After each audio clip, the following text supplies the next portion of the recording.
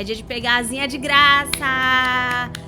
Olá, pessoa! Tudo bem com você? Esse vídeo é um corte da live onde assistimos a apresentação da nova Liga de Path of Exile Affliction, lá na roxinha. No final da live, a gente deu uma olhada no Patch Notes, mas eu já tava com muito sono, então em breve, eu prometo, eu faço um vídeo explicando melhor as novidades que essa Liga tá trazendo, que são muitas. Não esquece de deixar o like e se inscrever pra ajudar o canal. Vinheta!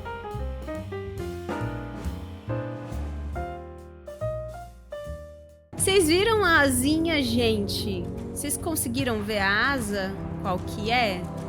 Eu achei ela meio... ok. Achei pai as asas, o portal da liga anterior que ganhamos mais, né? É, então. Quando é drops, eu acho que é difícil ter um drop realmente assim... Caraca, foi da hora, do Poi. Ganhei tal coisa.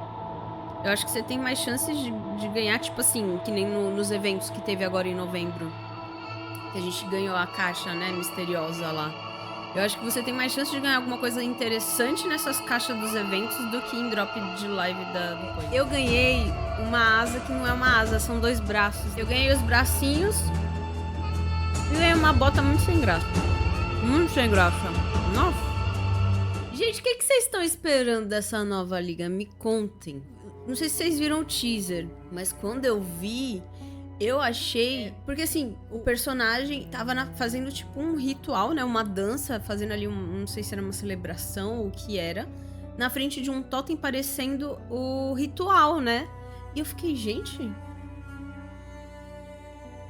Será que é alguma coisa relacionada ao ritual? Porque, tipo, sinceramente, eu não gosto muito da mecânica do ritual. Mas, tipo, ok, sabe? Só que se for, tipo assim, um upgrade dela, pra ficar, tipo, no lugar dela no jogo, for uma coisa melhor, mais interessante, que, sei lá, acrescente mais no jogo do que o ritual é, porque eu acho meio... Eu nem sei se tem alguém que farma ritual nesse jogo, gente, eu nunca vi. Então, assim, eu tô esperando algo desse tipo, nessa pegada. Liga ambiciosa, é isso. É, então, reworking no ritual ou algo parecido. Ah, então você espera alguma coisa assim do tipo também, né, Degas?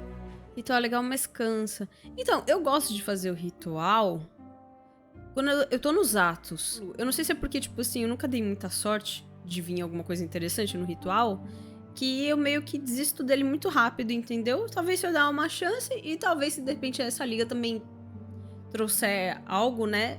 Mas não sei se alguma mecânica a mais... Não sei se de repente alguma coisa parecida com a Bisa, onde você, tipo assim, pode ter uma chance de ir pra um outro lugar, tentar algum tipo de item. Ah lá, asa, gente! Vocês estão conseguindo ver? Parece um besourinho, tá vendo? Mas não, acho que não é um escaravelho, não.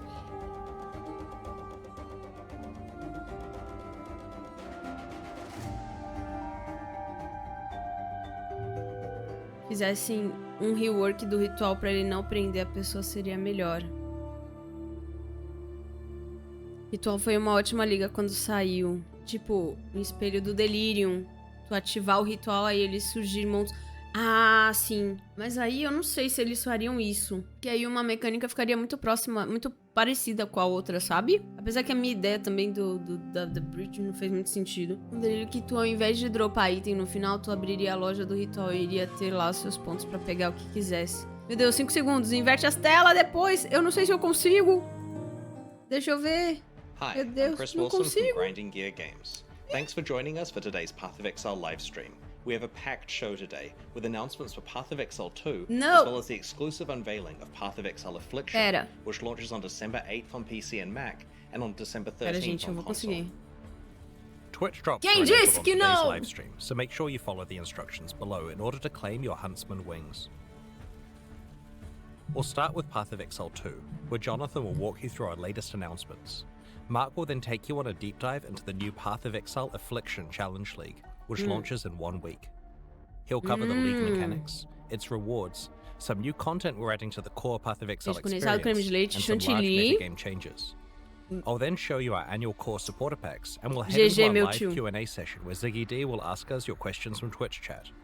After the livestream, we'll drop the full patch notes. I'd like to hand over to Jonathan Rogers, É, game talvez se não director fosse o of mapa Path of Exile inteiro, 2. Space, Hey mas guys, talvez it's uma área been a few months maior, since we né? Onde introduced você you to the pudesse druid in percorrer, Path né? of Exile 2. Um espaço But one of the things maior we're com mais really focusing bichos, on now talvez. is how varied each of the classes feels to play. The monk darts around quickly from enemy to enemy, building and unleashing combos. If he doesn't stay in combat, he loses momentum and has to build it up again.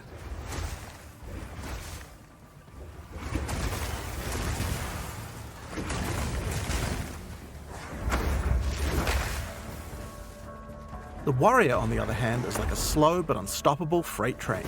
A warrior commits to big attacks and relies on stunning his enemies to stay safe in the thick of combat. When an opening presents itself, a warrior can use even larger attacks to demolish his enemies.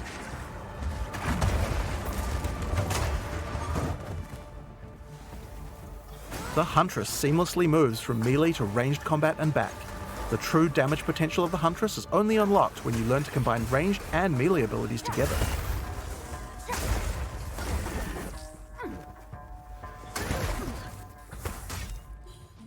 And then there are the spellcasters. The Sorceress is a pure caster who much prefers to stay at range and drop powerful spells on her foes. If she finds herself surrounded by enemies, she would rather use an ability to escape than to take them on directly. Gente, isso tá lindo The Druid demais. is also a spellcaster, but unlike the Sorceress, he uses his spells as a means to support his melee abilities. And by melee abilities, we mean he can turn into a giant animal and rip his enemies to pieces.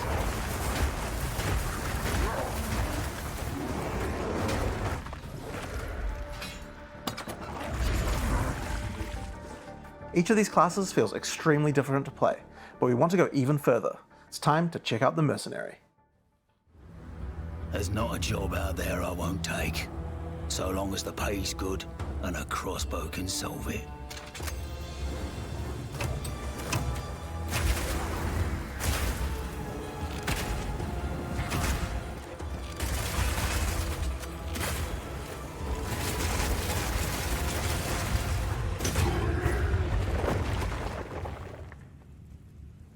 I'll take 'em all down, one bolt at a time. When thinking about each new class, we really try to think about how we can make combat feel different from all the others. For the Mercenary, that difference is the crossbow. A crossbow is fundamentally different than a regular bow because it fires instantly instead of needing to be drawn back. This means that you need immediate feedback. Clicking the fire button should make the character shoot instantly, just like in a shooter. As soon as we experienced that, we realized that there are a lot of design lessons to learn from shooters, and so we fully embraced them. In Path of Exile 2, we have crossbows that work like sniper rifles, shotguns, and assault rifles.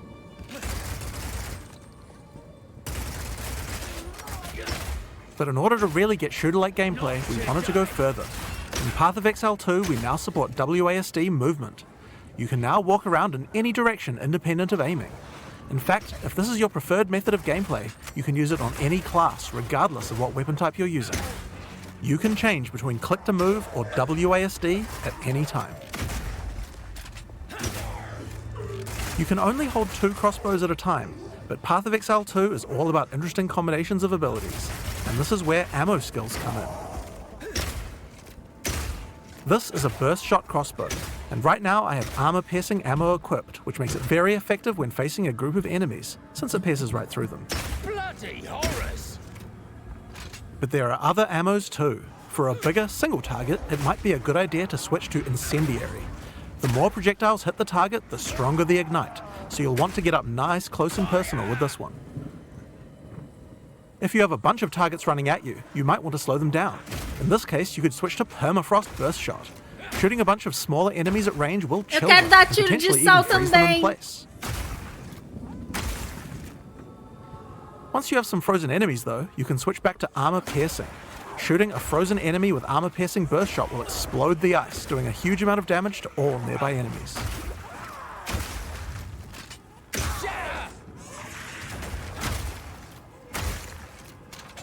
Another feature crossbows have is attachments. This is a grenade launcher. As you can see, when I equip it, it appears on the underside of the crossbow. These attachments are just like skill gems, so you effectively get extra skill slots, and you can augment these with support gems, just like regular skills.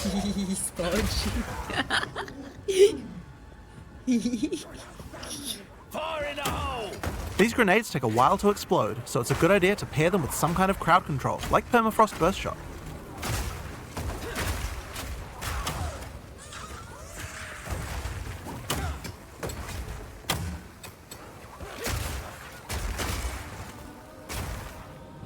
We have other grenades too though. This attachment is a flash grenade. It does barely any damage, but it does a huge amount of stun. It can be a great opener before you run into combat. Surprise!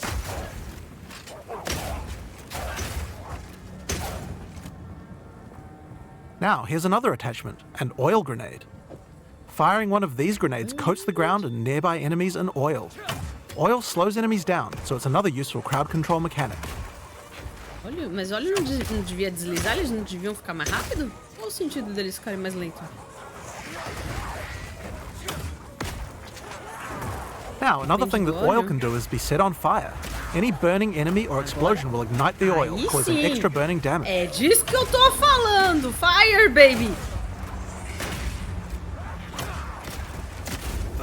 One of the problems with burst shot crossbows is that each pellet doesn't do much damage individually. This means that if enemies have armor, then it will be very effective preventing that damage. But thankfully, you can equip an additional crossbow in your second weapon set to deal with the weaknesses of your primary weapon. This is a rapid shot crossbow. Rapid shot is great for closing on enemies because you can shoot while running. In Path of Exile 2, we now have the ability to allow you to use some skills while moving. Being able to create skills like this opens up a lot of new design space and allows us to really increase the pace of combat.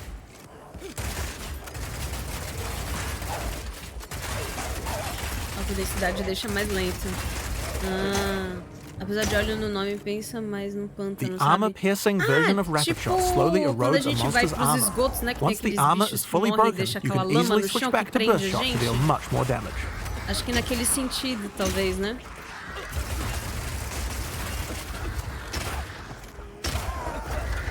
Nossa, gostei demais, velho. Being able to run while shooting with Rapid Shot is also great for when you want to perform a fighting retreat. Reload! Certo, certo. Using permafrost ammo with Rapid Shot is also useful if you need to retreat. When you shoot the ground, it creates ice crystals. If you draw monsters back over these crystals, they explode, chilling the monsters. It's great if you want to set up a safe zone before pulling the next pack.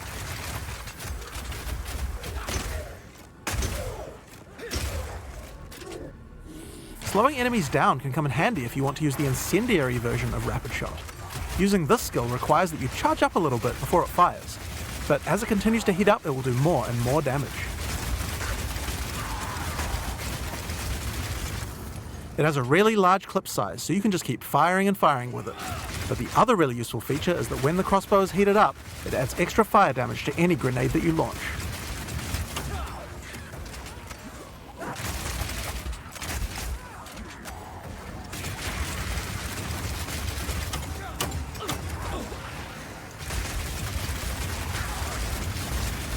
Now I've been using explosive grenades here, but it will work equally as well with flash or oil grenades too. If you use it with oil grenades, the oil will catch fire immediately. Gente.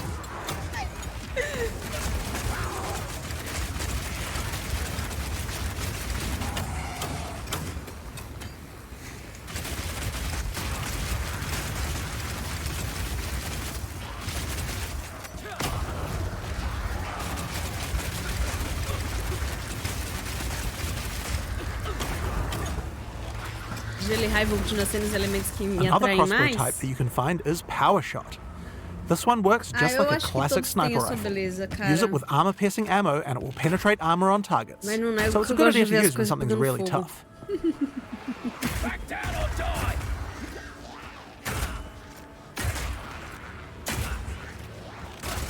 Now this skill has another interesting interaction with armor break.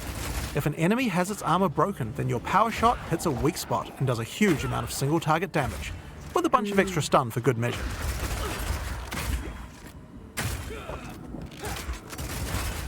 Bullseye!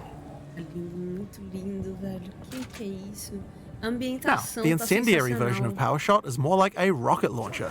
It does a big explosive blast at a distance.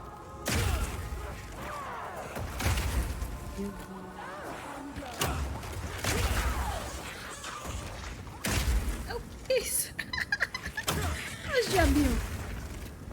One of the really useful features of this version is that you can explode any grenades that happen to be on the ground.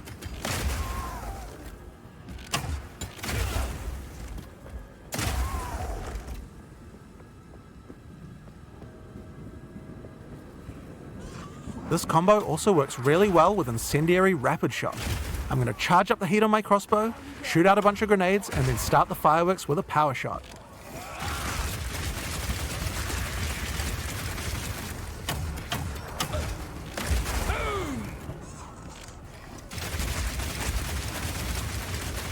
The ice version of Power Shot creates frost walls at a distance. This is great for crowd controlling monsters in tight passages. Ooh. The wall segments have other uses too. If they get destroyed by monsters, then they will explode, doing a small amount of damage. Você faz qualquer coisa com a besta, mano. Oiê, Dani.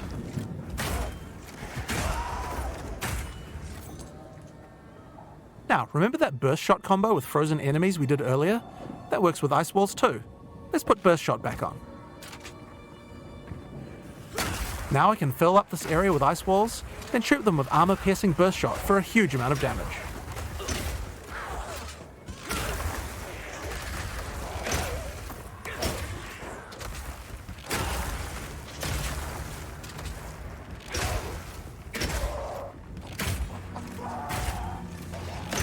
Alright, it's time to face the boss for this area. Let's see how we fare against her with all the skills I've shown you so far.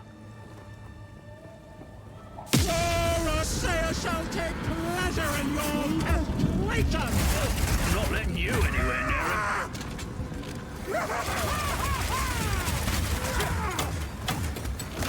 Stay still for mother!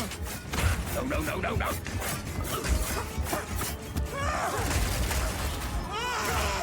My dear child! Your time has come! By the gods!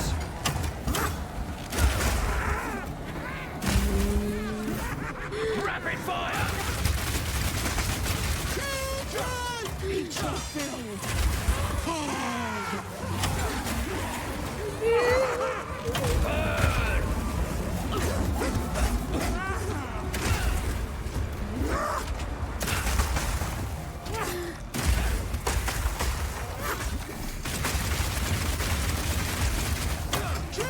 Eat this!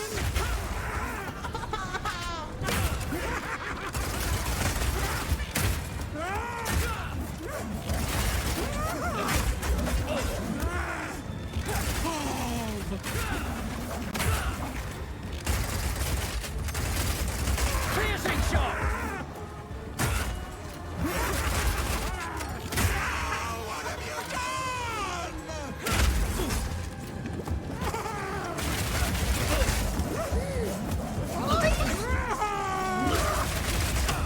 Queremos rolar no meio.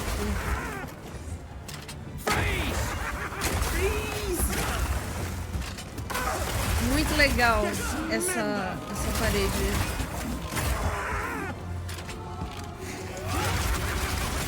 Ok, é um frost wall mais moderninho, talvez.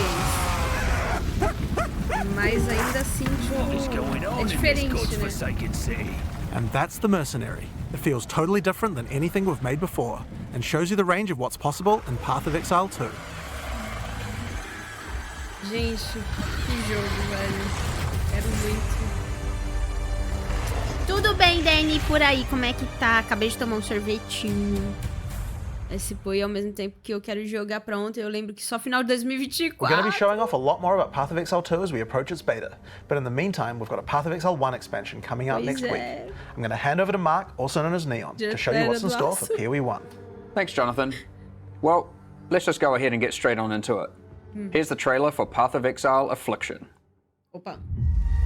Something moves in the mists. Something sinister. Thorn, rot, plague, and claw. The affliction spreads. It hungers for more.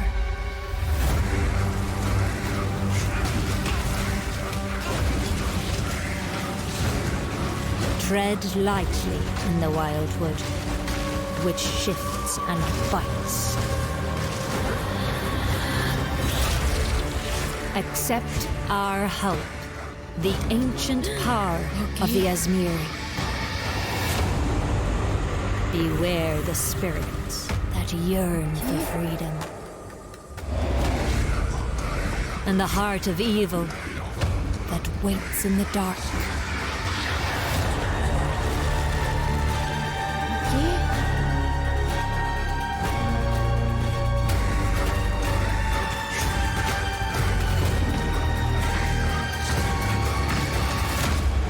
Ready yourself.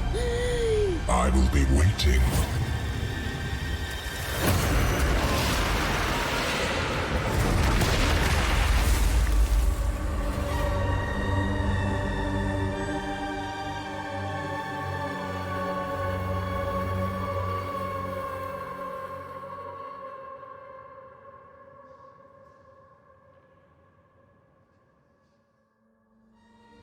In the Affliction League, you will encounter sacred wisps, which beckon you to enter overgrown passageways that lead to the Viridian Wildwood. Vai ser tipo Abyss. A vile affliction has covered this forest with a foreboding darkness. You will need to uncover the forest mysteries to put a stop to the source of the affliction. As you approach the darkness, the wisps burn away its affliction. Make sure you tread carefully, because they only have a limited amount of power. But be warned, the darkness is full of cursed monsters that emerge to kill you. As you explore, you might see other types of wisps trapped inside the darkness. The Wildwood is trying to guide you towards clues about its affliction. Follow the trails of wisps by collecting them, and you may uncover many different secrets. New characters to find, shrines, boss battles, and all kinds of new encounters are lurking in the forest just waiting for you to discover them. There are many rewards to earn for those brave enough to seek them.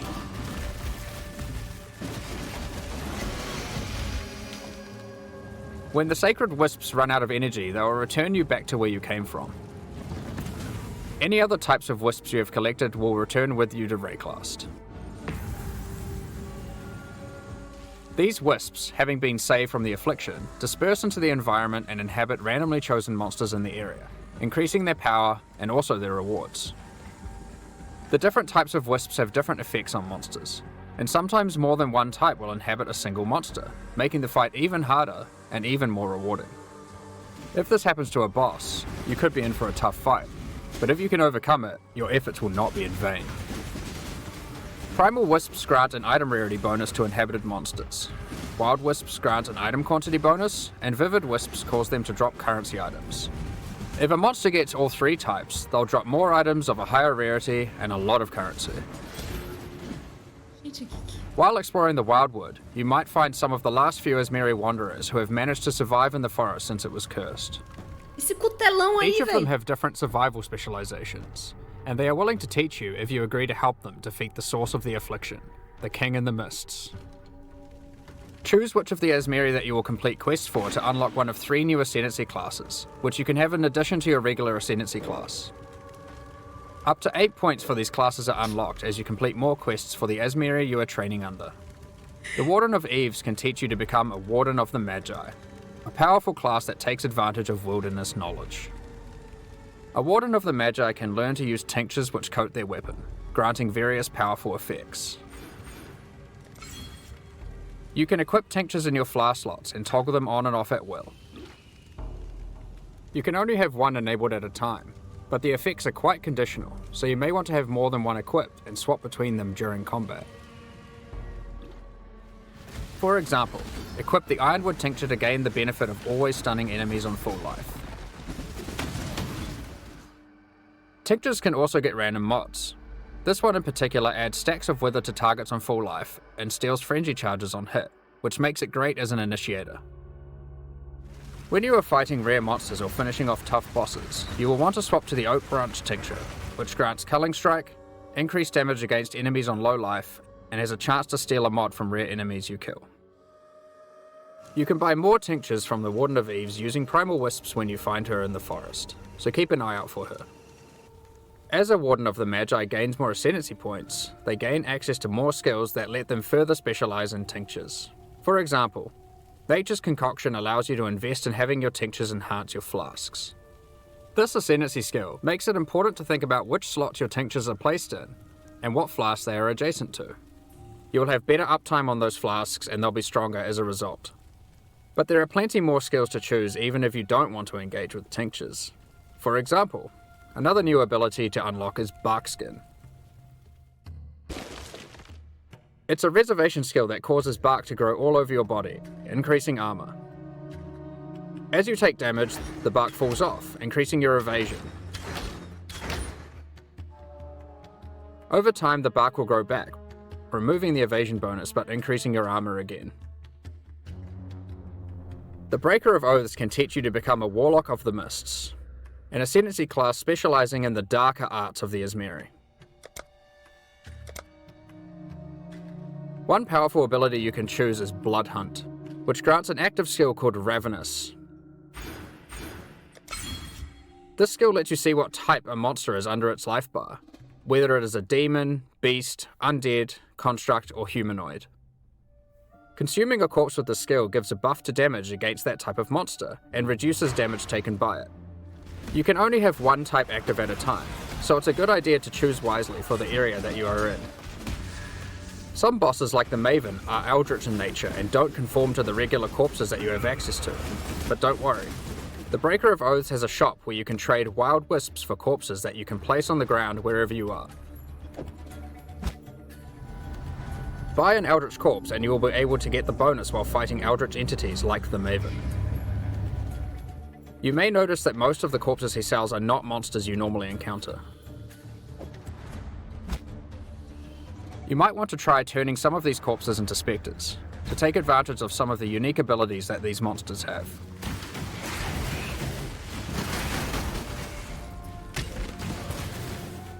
The Warlock of the Mists gets access to many other abilities. For example, there is a trio of curses that you can pick from. One of these curses targets your minions, giving them life degen and making them explode for massive damage when they are near death. One of them prevents enemies from dealing damage for the latter portion of its duration, which is quite powerful against bosses. This curse creates the interesting build decision of whether or not you should increase curse duration or reduce it. The final curse is a mark that causes enemy phantasms to be spawned when you hit the marked enemy. These phantasms aren't on your side, so they work well with on-hit and on-kill trigger effects, for example. The Primal Huntress can teach you to become a Wildwood Primalist. Unlike the other new ascendancies, the Primal Huntress lets you customize your tree.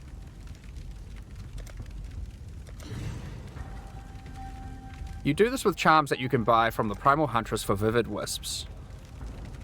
Charms have randomly generated mods which give stats from regular ascendancy classes, allowing you to create your own hybrid ascendancy class. Charms are magic items that are aligned with different attributes. So for example, this Ursine charm is strength aligned and has gotten the melee hits have a chance to fortify stat from the champion, and the ability to stop your movement speed going below base from the Juggernaut. This interline Corvine charm lets you get the stat that makes your consecrated ground effects linger from the Inquisitor, and the effect that makes cursed enemies explode from the Occultist.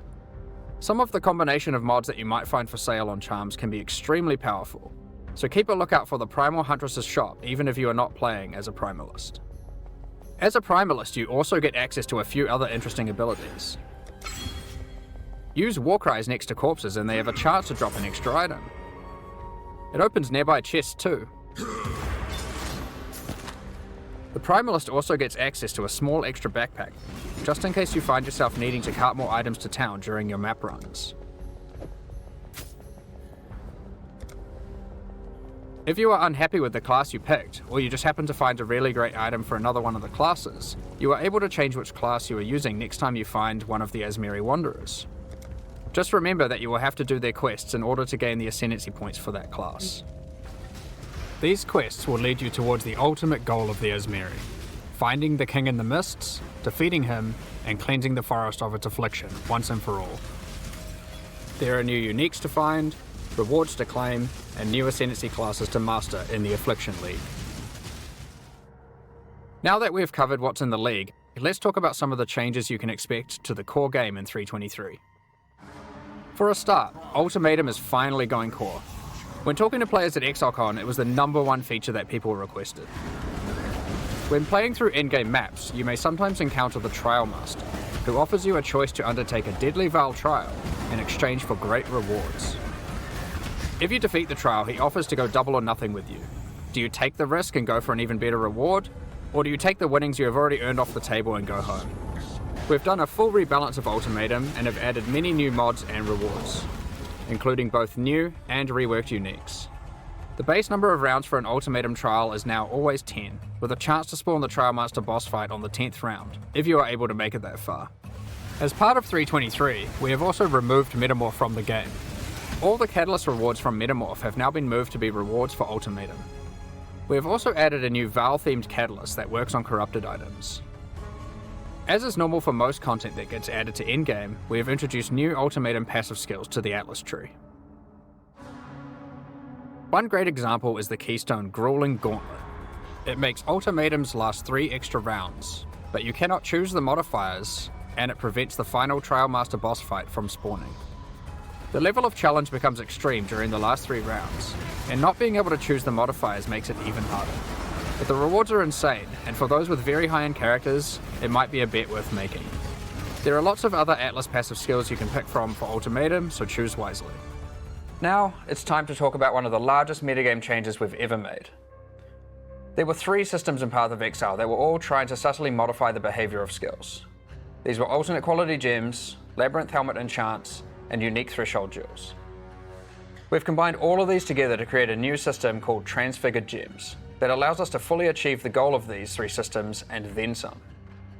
Transfigured Gems are alternative versions of existing skill gems that have different functionality and balance from their regular versions. We have added a huge number of these with interesting variations that drastically change how existing skills play. For example, Frostbomb of Instability. It changes it from a cooldown skill that you can cast occasionally for a large explosion into a skill that you can cast continuously but deals less damage and doesn't apply cold exposure. It changes the role of Frostbomb from a utility skill into a main damaging skill. Another example is Detonate Dead of Scavenging. You can't use it on corpses that were created by Desecrate or Unearth, but in exchange it does a whole lot more damage. You won't be able to use it as your main reliable source of damage, but it's a great skill to use as a 4-link utility to get some extreme burst damage. Raise Zombie of Falling.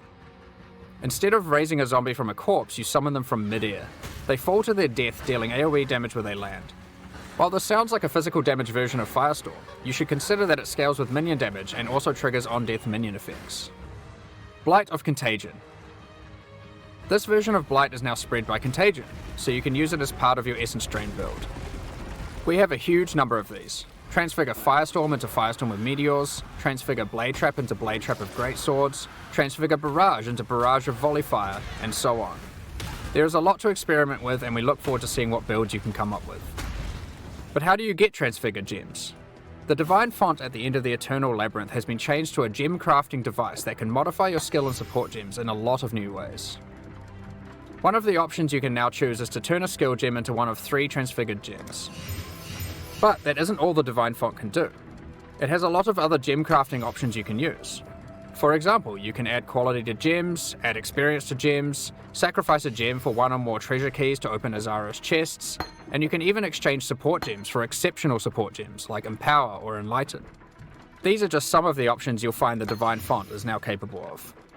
In order to replace the rewards in Heist that previously gave alternate quality gems, we have done a rebalance of the rewards of Heist as well.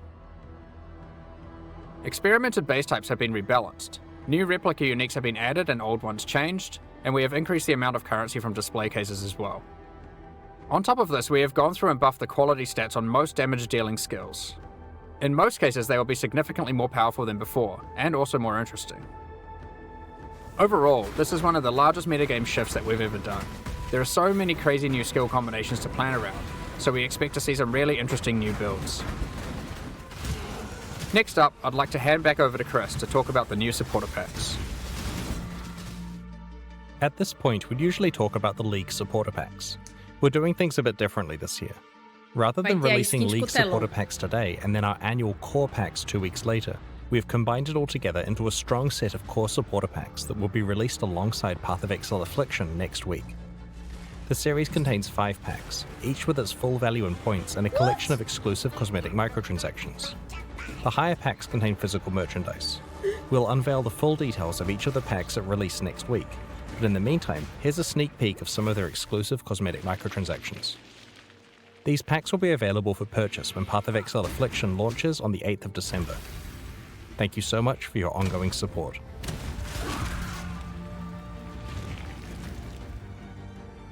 We're just about to start the Q&A with Ziggy D. Afterwards, we'll post Path of Exile Affliction's full patch notes. With the release at the end of next week, our community team will be posting crucial information you'll need for Affliction's release. Keep an eye on the news. On release weekend, we expect to launch the new mystery box and this season's Kirik's Vault Pass.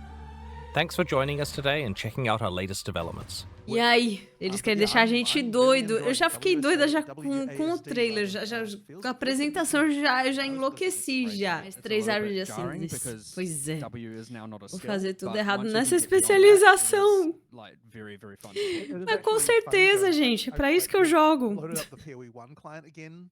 Gente, esse enfeite da mesa de centro, das solares e da lunares. Uma ruazinha aqui, eu quero. Ah, eu queria esse cutelão aí, gente. Fiquei com inveja, não vou negar. Você não é do Melee, não liga pro cutelo? Poxa. Eu queria muito, meu tio. Não vou negar. Você é Fumaralder do porradão, eu sou sempre o maguinho. É, então, acho que é por isso que eu fiquei com inveja. Eu queria um cutelão, velho. Imagina, blá, blá, blá, blá, no cutelão. Caralho, ia ser da hora.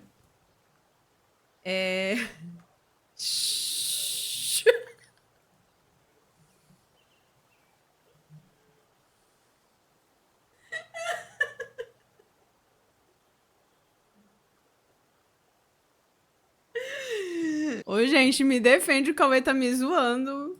Não tenho como defender. Ô, gente, porra, aí não dá, né? Peraí, calma lá. Vamos organizar aqui o negócio. Não dá pra todo mundo me zoar, não. Alguém tem que me defender. Vou mostrar pra vocês que eu ganhei no evento de novembro, porque eu joguei... Eu não joguei o primeiro evento.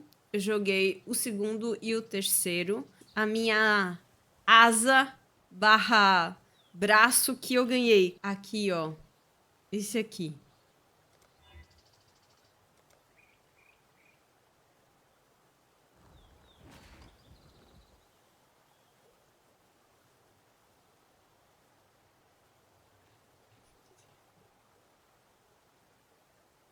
Gente.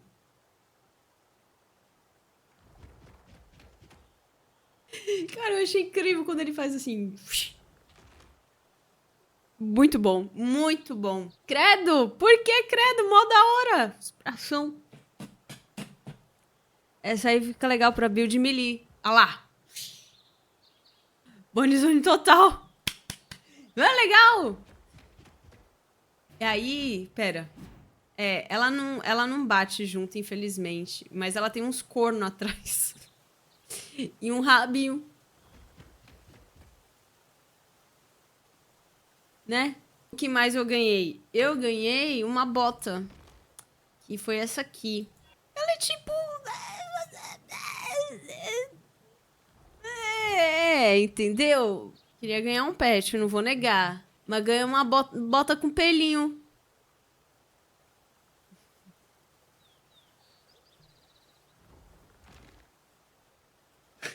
Ai, hoje tá foda. Eu detesto os pets por mim, explodia todos, por quê? Pé peludo. Então. Acho que a roupa tá atrapalhando, pera.